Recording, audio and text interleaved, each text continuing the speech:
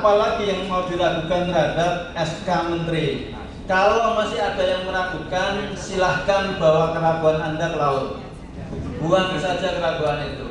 Jadi SK-nya jelas. Menteri sudah menyatakan bahwa wadah tunggal adalah Ikatan Notaris Indonesia. Tidak ada wadah lain. Jadi mau nggak mau kalau jadi notaris ya wadahnya Ikatan Notaris Indonesia. Pak Dirjen AHU jelas menyatakan bahwa segala hak organisasi akan dikembalikan. Yang tadinya ikut chat, ada yang ikut chat di sini, CAT.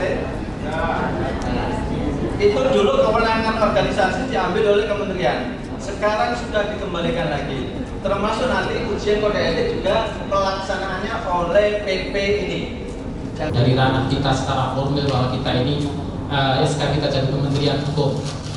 Organisasi kita juga sudah disahkan oleh Kementerian Hukum. Makanya secara formil INI Jawa Tengah akan taat kepada Menteri PP Pak Irfan dan turun kepada PMI Jawa Tengah Bapak Ben Halim.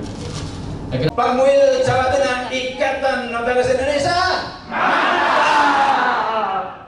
Pertama-tama dengan telah dikeluarkannya surat keputusan oleh Kementerian Hukum Republik Indonesia melalui Dirjen AHU bahwasanya sudah terdapat kepastian hukum tentang struktur kepengurusan Ikatan Notaris Indonesia secara nasional, dalam hal ini di bawah kepemimpinan Bapak Dr. Haji Irfan Ardiansah, SH LLM SPN. Dan untuk itu seluruh turunan dari PP Pusat inilah yang punya kewenangan menjalankan ketentuan, baik ketentuan Undang-Undang Jabatan Notaris maupun ketentuan peraturan perkumpulan sebagai ketentuan pelaksanaannya. Sehingga dengan demikian tidak ada lagi dualisme kepengurusan dan menempatkan kembali Ikatan Notaris Indonesia sebagai satu-satunya wadah tunggal pemersatu seluruh notaris di Indonesia.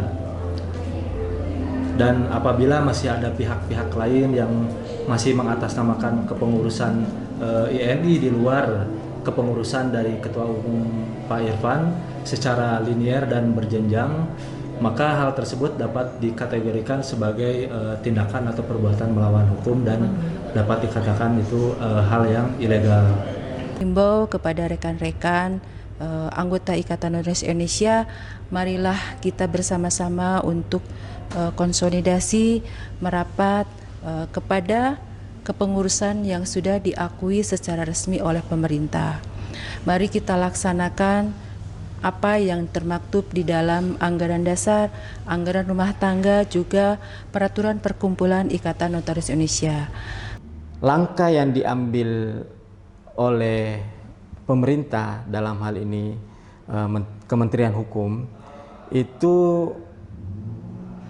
telah mempertimbangkan berbagai aspek.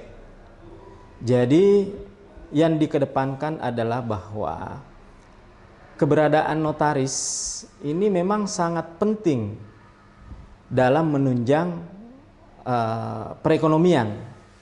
Nah, bahkan Menteri menyampaikan bahwa salah satu dampak terjadinya konflik ini apa namanya yang disampaikan Menteri ya, bahwa PNBP untuk fidusia itu yang seharusnya targetnya di atas 1 triliun itu ternyata hanya 800 sekian triliun gitu. Nah, tentu pemerintah harus berkoordinasi dengan